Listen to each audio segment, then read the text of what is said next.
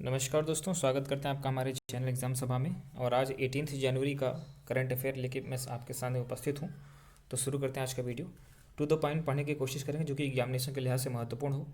तो इसमें पहला सेबी के द्वारा एक पर्टिकुलर चीज़ लॉन्च किया गया है। उसमें नई गाइडलाइन लॉन्च की गई है कि एफपीओ जो है किसी कंपनी के द्वारा कैसे जारी किया जाएगा, उसके लिए नई गाइडलाइन जारी है।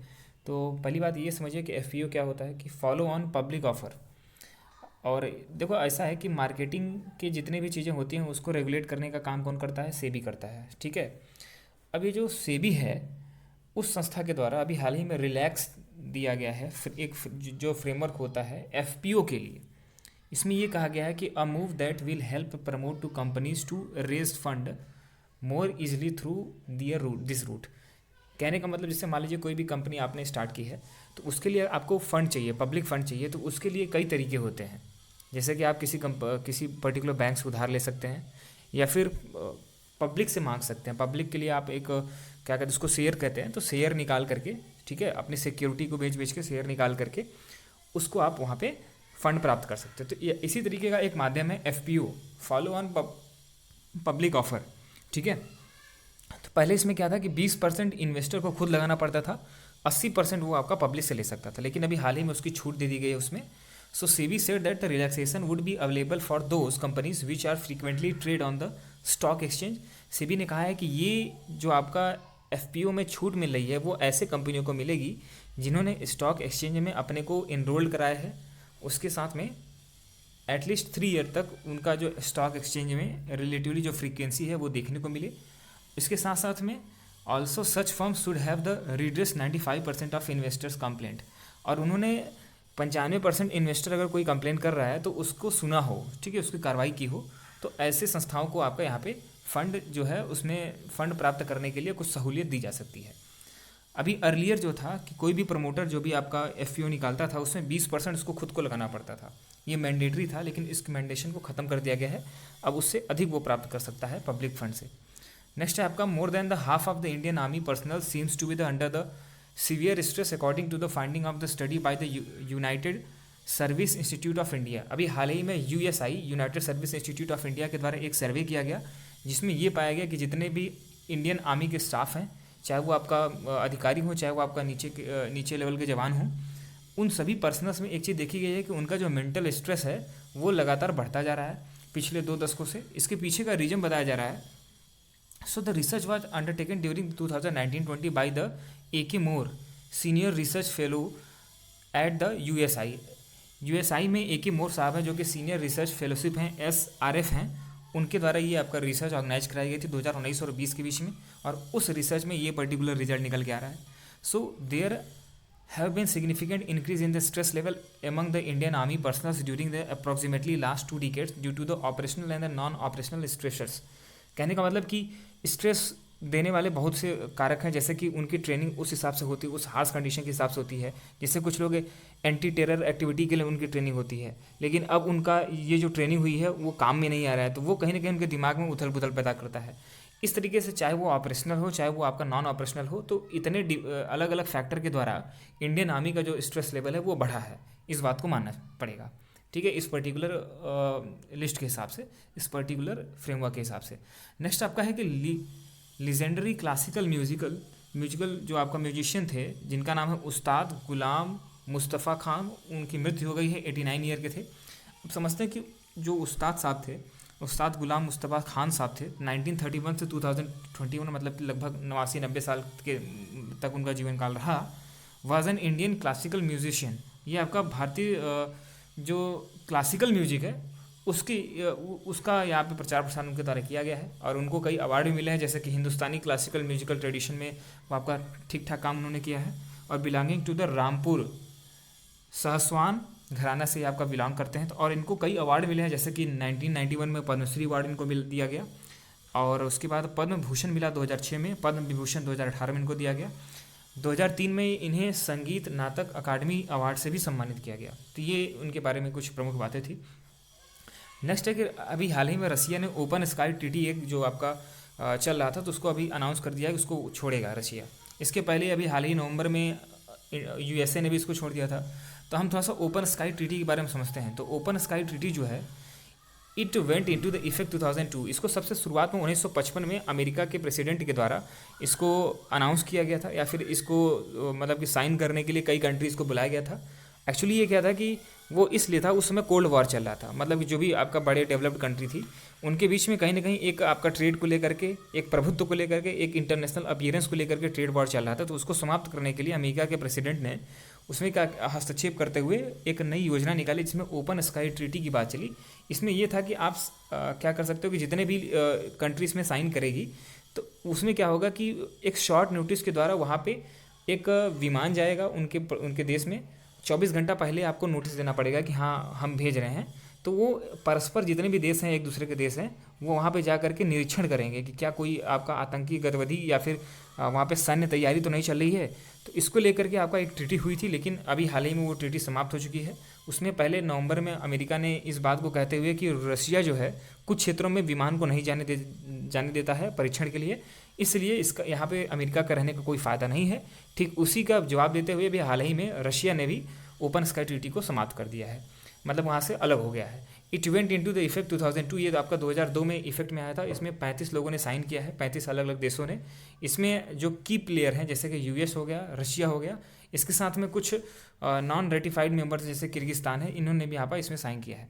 So it is an the accord between the countries that allowed the participant to fly the unarmed recognitions flights over the any part of the fellow member states. तो मतलब इसमें क्या होता है कि जो भी एक दूसरे में जो लोग साइन करेंगे इस ट्रीटी में, तो वो आपका एक दूसरे से परस्पर वहाँ पे जहाज़ ले जाकर परीक्षण कर सकते हैं, लेकिन वो आपका अनआर्म्ड होना चाहिए। उसमें कोई भी आर्म से रिलेटेड कोई भी चीज़ नहीं होनी चाहिए, वो भी कोई सैन्य जहाज नहीं होना चाहिए, ये आपका शर्त रखी गई थी। In November the United State left the OST। अभी हाल ही में नवंबर में यूएस ने भी इसको छोड़ दिया था OST को, ओपन स्काई ट्रीटी को। So the first after the accusing Russia to violate the allegation the Russia denied. मतलब इसमें जो रसिया को कहा गया कि ये जो पैक्ट साइन किया गया उसका वायलेशन करता है रशिया, तो इसको कहते हुए जिसको रशिया ने मना कर दिया था, तो Moscow has now blamed the Washington for its own decision living the treaty. अभी मॉस्को जो कि रशिया की राजधानी है, वहाँ से कहा गया है कि वाशिंगटन ने अपने आप ही इस ट्रीटी को छोड़ने का फैसला किया था। नेक्स्ट आपका है कि प्रधानमंत्री नरेंद्र मोदी जी ने अभी आपका 8 ट्रेन अलग अलग जगहों से, जो कि अलग अलग मतलब देश के अलग अलग जगहों से आएगी, जो कि केवड़िया नर्मदा डिस्ट्रिक्ट के अंतर्गत आता है, वहाँ पे आकर के रुकेगी। और वहाँ पे एक इस तरह से आपका टूरिज्म हब वहाँ पे डेवलप करने की बात चल रही है प्रधानमंत्री नरेंद्र मोदी जी के द्वारा, जिसमें कि पूरे देश से लोग आकर के यहाँ पे देख सके। तो उसके लिए सीधा आपका डायरेक्ट जो LHB कोचेज़ के द्वारा आपका रेलवे जो सुविधा शुरू की गई है, वो आपका 8 अलग अलग प्रदेशों से, अलग अलग देशों से, मतलब कि क्षेत्रों से की गई है। Out of these 8 train, so the जैसे जन शताब्दी एक्सप्रेस है, वो आपका Ahmedabad Kevadia has the vistadome coaches. इसमें विस्टाडोम कोचेस भी होंगे, ठीक है। तो विस्टाडोम कोचेस की खासियत क्या होती है, तो आप ये समझिए कि इसमें जो आपका कोचेस होगी वो आपका फुल AC होगी, पहली बात। दूसरी बात क्या होगी कि इसमें जो सीटें लगी होगी वो आपको 180 डिग्री रोटेट कर सकती है। इसमें LHB कोचेस होगी, और इसमें ट्रांसपेरेंट शीशे लगे होंगे, जिससे कि आप आसानी से जिस क्षेत्र से ये होकर के गुजरेगी वहाँ पे आप देख सकते हैं। सो कुल मिला के ये टूरिज्म को अट्रैक्ट करने के लिए बेसिकली आपका विस्टाडोम कोचेस स्टार्ट की गई है, विस्टाडोम कोचेस के साथ में। तो अब ये विस्टाडोम कोचेस कौन बना रहा है, तो जन शताब्दी एक्सप्रेस में आपका विस्टाडोम कोचेस लगेंगी, और इसको मैन्युफैक्चर किया जा रहा है integrated coach factory ICF Chennai के द्वारा, और ये आपका तमिलनाडु के अंतर्गत आता है। अब ICF जो आपका इंटीग्रेटेड कोच फैक्ट्री है, उसमें पहली बार ऐसा हो रहा है कि विस्टाडोम कोचेज जो है इंडिया में ही मेड हो रहा है, इंडिया में बन रहा है। और इसमें LHB कोचेज जो है उसके प्लेटफॉर्म पे इन विस्टाडोम कोचेज को तैयार किया जाएगा। LHB कोच क्या होता है, लिंके हाफमैन बुश कोचेस, ठीक है। ये अलग तरह का प्लेटफॉर्म होता है, मतलब कि ट्रेन का प्लेटफॉर्म होगा, उस पर आपका यहाँ पर टिकाई जाएगी। इसमें थोड़ा सा लेंथ ज़्यादा रहती है, ठीक है, और ये थोड़ा सा इसकी हाइट भी ज़्यादा रहती है। Made for the passenger coaches for the train in India, ये आपका पैसेंजर कोचेस का LHB कोचेस पहली बार स्टार्ट किया जा रहा है, मतलब कि विस्टाडोम को जिसमें लग रहा है आपका विस्टाडोम कोचेस लग रही है। LHB तो बहुत ढेर सारी चलती हैं, ऐसा नहीं है कि आपका सिंगल LHB चल रही है। नेक्स्ट आपका है कि department of telecommunication has sought input for the telcos and the other industrial experts for the sale of use of radio frequency spectrum over the next 10 years including the 5G bands. अभी हाल ही में जो आपका tele communication department है, उसने कुछ expert की मदद से जो कि टेलीकॉम इंडस्ट्री में आपका एक प्रमुख स्थान रखते हैं, उनके द्वारा ये बात बताई है कि हम अगले आने वाले समय में सेल करेंगे रेडियो फ्रिक्वेंसी स्पेक्ट्रम को, और 5G विड्थ वाले बैंडविड्थ को हम अगले 10 साल तक यहाँ पे इसको सेल करने वाले हैं, इसको एक एक्सपर्ट के द्वारा ये आपका बताया गया है। सो द 5G जो है 5th जनरेशन का आपका latest upgraded long term evolution mobile broadband सुविधा होगी, नेटवर्क होगा। अभी आपका 4G जब यूज़ करते हो तो उसमें जो स्पीड है वो उससे आपका 5G में जो स्पीड होगी वो आपका ज़्यादा होगी। सो 5G mainly work in the 3 band. 5G जो होता है आपका 3 अलग अलग बैंडविड्थ में काम करता है, जैसे कि एक लो बैंडविड्थ हो गया, एक मिड हो गया, एक आपका हाई फ्रिक्वेंसी स्पेक्ट्रम हो गया। All of which have their own the use and the limitations. सभी की अपने उपयोग हैं और उनका लिमिटेशन भी अपना खुद का है। So internet speed in the high band spectrum 5G has been tested to be the high 20 Gbps।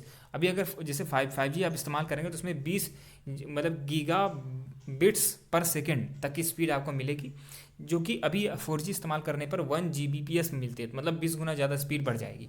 ये कहीं ना कहीं इंटरनेट की दुनिया में नया रिवोल्यूशन फिर से होगा इंडिया के लिए। So India and the Japan sign the MOU to enhance the cooperation in the field of the information and the communication department.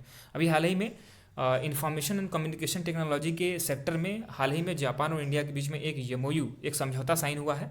इस समझौता के अंतर्गत जो जापान की department and telecommunication company है, मिनिस्ट्री है, वो भारत में म्यूचुअल कॉपरेशन के साथ में कुछ प्रमुख क्षेत्रों में काम करेगी, जैसे 5G टेक्नोलॉजी को डेवलप करने के लिए, टेलीकॉम सिक्योरिटी को डेवलप करने के लिए, submarine optical fibre cable system को कैसे आपका स्थापित किया जाए, जितने भी भारत के आइलैंड हैं, चाहे वो अंडमान निकोबार हो, चाहे वो आपका लक्षद्वीप के आइलैंड्स हो, सो उनके लिए कैसे विकसित किया जाएगा। इसके साथ साथ स्पेक्ट्रम मैनेजमेंट कैसे किया जाए, स्मार्ट सिटी को गति कैसे प्रदान किया जाए, हाई एल्टीट्यूड प्लेटफॉर्म पर ब्रॉडबैंड कैसे पहुंचाया जाए, उसकी कनेक्टिविटी कैसे रखी जाए जिसमें अनकनेक्टेड एरिया है अभी तक, जैसे जम्मू कश्मीर लद्दाख जैसे एरिया हो गया, अरुणाचल प्रदेश के क्षेत्र हो गए, कुछ आपका नॉर्थ ईस्ट के एरियाज़ हो गए। इसी तरीके से डिजास्टर मैनेजमेंट में और पब्लिक सेफ्टी में कैसे आपका टेलीकॉम और कम्युनिकेशन मिनिस्ट्री जो है आपका डिपार्टमेंट है वो काम कर सकता है, उसकी टेक्नोलॉजी काम कर सकती है, उसको लेकर भी यहाँ पे चर्चा हो रही है। नेक्स्ट आपका है कि US based electric car company जो कि टेस्ला है, उसने हाल ही में अपना फुल ओन्ड सब्सिडरी बेंगलुरु में स्थापित कर दिया है। ये आपका पहला स्टेप है जिसमें कि R&D यूनिट भी लगाए जा रहे हैं, उसके साथ साथ में मैन्युफैक्चरिंग प्लांट जो है इलेक्ट्रिक व्हीकल्स के लिए, ये आपका इंडिया में इस तरह का स्थापित पहला आपका इस तरह का मैन्युफैक्चरिंग है टेस्ला के द्वारा, ये आपका बेंगलुरु में स्थापित किया जा रहा है, बेंगलुरु में। ठीक है, नेक्स्ट आपका न्यूज़ है कि national hydro power corporation NHPC जो है उसने साइन किया है एक एग्रीमेंट जिसको जो आपका जल पावर कॉर्पोरेशन लिमिटेड JPCL के द्वारा के साथ एग्रीमेंट किया है for taking over the 120 megawatt रंगीत 4 hydro electric project in Sikkim में आपका 120 मेगावाट का रंगीत 4 हाइड्रो इलेक्ट्रिक पावर प्लांट को काम को आगे बढ़ाने के लिए NHPC के साथ में आपका एग्रीमेंट किया है किसने, JPCL ने। ठीक है, नेक्स्ट आपका न्यूज़ है कि telecom equipments and the service export promotion जो काउंसिल है TEPC has appoint the Sandeep Agrawal as the new chairman. तो TEPC ने telecom equipment and the service export promotion council ने अभी हाल ही में संदीप अग्रवाल जी को अपना नया चेयरमैन घोषित किया है। नेक्स्ट आपका न्यूज़ है कि ICICI बैंक एंड नियो और न्यू एज फिनटेक कंपनी है, उन दोनों ने अनाउंस किया है, एक आपका टाई अप किया है जो कि इस बात पर है कि issue prepaid card to micro MSME workers के लिए, MSME वर्कर के लिए जो आपका एक प्रीपेड कार्ड बनाया जाएगा उसके लिए यहाँ पे टाई अप किया है ICICI बैंक ने नियो के साथ में। नेक्स्ट आपका है कि Bengaluru has been ranked first in the fastest growing technology centre in the world. अभी हाल ही में वर्ल्ड में ऐसा कौन सा शहर है जो कि आपका टेक्नोलॉजी के ग्रोथ के हिसाब से नंबर 1 पे है, फास्टेस्ट ग्रोथ कर रहा है। ठीक है, तो वो आपका बेंगलुरु को पहला स्थान मिला है दुनिया में, और दूसरे स्थान पे लंदन को प्राप्त हुआ है दूसरा पोजीशन। नेक्स्ट आपका है कि हाल ही में गोवा में जो आपका अंतर्राष्ट्रीय फिल्म महोत्सव मनाया जा रहा है IFFI, उसका 51वां संस्करण जो है आपका शुरू हुआ है गोवा में। ठीक है, ये होना है आपका, होना तो था नवंबर में, लेकिन कह सकते हैं आपकी पैंडेमिक की वजह से नहीं हो पाया, तो अब थोड़ा सा लेट हो रहा है। सो अंतर्राष्ट्रीय फिल्म महोत्सव IFFI की शुरुआत जो है 1952 में की गई थी, और पहली बार इसका जो महोत्सव का उद्घाटन था उसको जवाहरलाल नेहरू के संरक्षण वाली सरकार ने किया था, उसके फिल्म डिवीज़न के द्वारा किया गया था। नेक्स्ट आपका न्यूज़ है कि कौशल विकास और उद्यमिता मंत्रालय MSDE जो है उसने, वो जो कि भारत सरकार के अंतर्गत आता है, उसने युवाओं को रोजगार परक कौशल की दक्षता प्रदान करने के लिए, स्किल डेवलपमेंट, स्किल इन्हांसमेंट करने के लिए 300 से अधिक कौशल पाठ्यक्रम उपलब्ध कराए हैं। और उसके साथ में प्रधानमंत्री कौशल विकास योजना PMKVY 3.0 की शुरुआत की है। अब इसमें आपको PMKVY के बारे में अगर पता होना चाहिए तो 2015 में इसकी शुरुआत की गई थी कौशल भारत मिशन के द्वारा, और इसको 15 जुलाई को स्टार्ट किया गया था। इसमें प्रधानमंत्री जी ने कौशल विकास योजना PMKY चलाई थी। इसको PMKY फर्स्ट, सेकेंड एंड यहाँ पे थर्ड आपका शुरुआत हो चुकी है। इन सभी का उद्देश्य यही है कि 2022 तक कैसे भी भारत के 40 करोड़ युवाओं को अलग अलग कौशल में प्रशिक्षण करना है, तो जिससे कि वो अपने आजीविका को प्राप्त कर सकें और सम्मान के साथ भारतीय युवा जो है आपका व्यावसायिक परीक्षण और प्रमाण पत्र प्राप्त कर सकें। नेक्स्ट आपका है कि भारत में 1 अप्रैल 2020 को भारतीय स्टेज 4 BS6 जो है उसके मानदंडों के स्थान पर भारत ने भारतीय स्टेज 6 BS6 को अपना लिया है। ये आपका एक ऐसा मानदंड है जिसमें कि कार्बन रिडक्शन हो गया, और इसी तरीके से मतलब जितने भी आपका इन्वायरमेंटल हरास करने वाली जो भी चीज़ें हैं उनके इम्पैक्ट को ध्यान में रखते हुए इंटरनेशनल लेवल के जो भी अचीवमेंट है उसको प्राप्त करने के लिए एक पर्टिकुलर मानदंड होता है, उसको हर देश के द्वारा अपनाया जाता है। तो भारत ने, जो कि 2024 में अपनाया जाना था BS6 को, उसको भारत ने 1 अप्रैल 2020 को ही अपना लिया। नेक्स्ट आपका लास्ट में आज आपका न्यूज़ है कि हाल ही में केंद्रीय पृथ्वी विज्ञान मंत्री ने 10 में से 2 जो स्वदेश निर्मित एक्स बैंड डॉपलर वेदर जो आपका रडार हैं उनका ऑनलाइन उद्घाटन किया है। ये आपका हिमालय में मौसम की जो बदलाव होते हैं उनकी जानकारियाँ और उनकी बारीकियों का अध्ययन करेगा और उनकी निगरानी करेगा। इस तरीके से आज का न्यूज़ यहीं पे समाप्त होता है। इसी तरह के वीडियोस और भी आप देखना चाहते हो तो कमेंट सेक्शन में हम डिस्क्रिप्शन में दे देते हैं, उसको आप देख सकते हो, और अगर आपको अच्छा लगता है तो उसको आप शेयर भी कर सकते हैं। धन्यवाद।